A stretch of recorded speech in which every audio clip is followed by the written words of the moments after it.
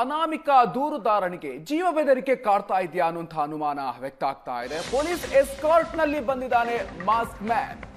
ಖಾಸಗಿ ವಾಹನದ ಎದುರು ಪೊಲೀಸ್ ಎಸ್ಕಾರ್ಟ್ ಕೂಡ ಇವತ್ತು ಕೊಡಲಾಗಿದೆ. ಪೊಲೀಸ್ ವಾಹನದಲ್ಲಿ ಚಾಲಕ ಸಹಿತ ಇಬ್ಬರು ಸಿಬ್ಬಂದಿಗಳು ಇದ್ರು. ಭದ್ರತೆಯನ್ನ ನೀಡಬೇಕು ಅಂತ ಅನಾಮಿಕ ಬೇಡಿಕೆಯನ್ನ ಇಟ್ಟಿದ್ದ. ಧರ್ಮಸ್ಥಳ ಗಲಾಟೆಯ ಬೆನ್ನಲ್ಲೇ ದೂರುದಾರನಿಗೆ ಭದ್ರತೆಯನ್ನು ಕೂಡ ಈಗ ಕೊಡಲಾಗಿದೆ, ಹೆಚ್ಚಿಸಲಾಗಿದೆ.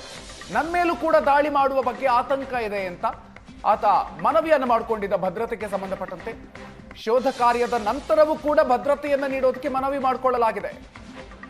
ಎಸ್ಐಟಿ ಅಧಿಕಾರಿಗಳ ಬಳಿ ಈ ರೀತಿಯಾಗಿ ಡಿಮ್ಯಾಂಡ್ ಇಟ್ಟಿದ್ದಾನೆ ದೂರುದಾರ ಅನ್ನುವಂಥ ವಿಚಾರ ಗೊತ್ತಾಗ್ತಾ ಇದೆ. ಹಾಗಾಗಿ ಇವತ್ತು ಆ ಒಂದು ಶೋಧ ಕಾರ್ಯವನ್ನ ನಡೆಸುವಂತಹ ಸ್ಥಳಕ್ಕೆ ಬರುವಂತಹ ಸಂದರ್ಭದಲ್ಲಿ ಆತ ಬಂದಂತಹ ಕಾರಿನ ಜೊತೆಗೆ ಅದರ ಮುಂಭಾಗದಲ್ಲಿ ಎಸ್ಕಾರ್ಟ್, ಪೊಲೀಸ್ ಎಸ್ಕಾರ್ಟ್ ಕೂಡ ಬರ್ತಾ ಇರುವುದನ್ನು ನೀವು ಗಮನಿಸಬಹುದು.